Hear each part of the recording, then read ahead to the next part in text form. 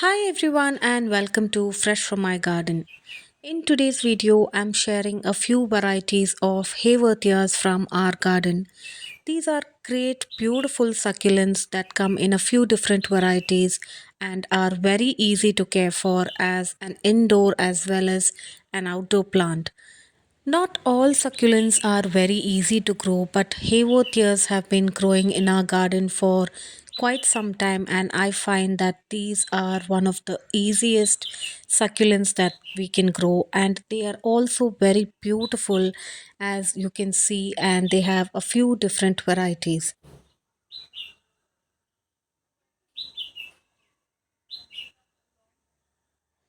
I have a couple of varieties of Haworthias in hanging baskets, and they have been growing out of sight where I could not tend to them regularly.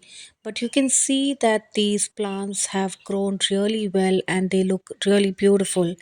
So, Haworthias can grow in low to medium light conditions, and if they are exposed to too much of direct sunlight, you can see that they start to get a sunburn.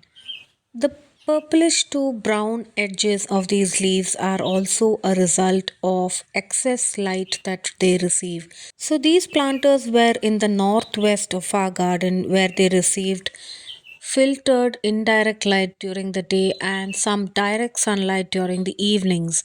So, the evening sunlight or the direct sunlight is what causes these browning or purplish leaves that you can see. But as long as it's not a sunburn, it's just bringing out the bright colors because of the excess light that they receive. Since they also tolerate low to medium light, they can be grown indoors as a beautiful indoor plant because they have a few different varieties that look really beautiful as house plants. But they need to receive light from a south side window, so we can place them near a window so that they receive bright indirect light, and the more light they receive, the better they grow and the better they produce a lot of new pups. So on these plants you can see that there are a lot of new pups that are growing from the main plant. These are the easiest ways to propagate this plant because these pups can be separated and planted into different containers. Haworthias are succulents that can be planted in small containers and they can be grown indoors as well as in bright indirect light outdoors. Mostly succulents are planted in pots which are less than 4 to 5 inches deep. Haworthias have a slightly deeper root system, so a 4 to 5 inch pot would be ideal for these plants, and they will thrive well in these pots and also produce a lot of pups that we can propagate from one plant. Watering is a main thing that we need to take care when we are growing succulents. Succulents are prone to root rot, especially if there is a lot of waterlogging or there isn't good drainage in the containers that it is growing in. So make sure to make a potting mix that is well draining, or we can get a succulent ready potting mix from the store that we can use to pot up our succulents.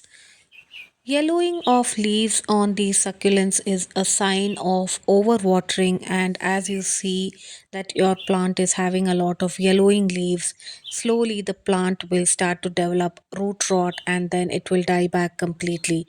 So, to prevent this, always check the soil and make sure that it is dry before you water your plants. Succulents prefer to be bottom watered, so place these containers in a tub of water where it will absorb the water from its roots. If we cannot bottom water these plants, at least make sure that when we are watering our succulents, there shouldn't be any water that stays on the leaves of the plant for a longer period of time to cause any kind of rotting of the plant. Now, here I have a few small ceramic planters that we have planted these Haworthias in, and they can be used to grow them indoors.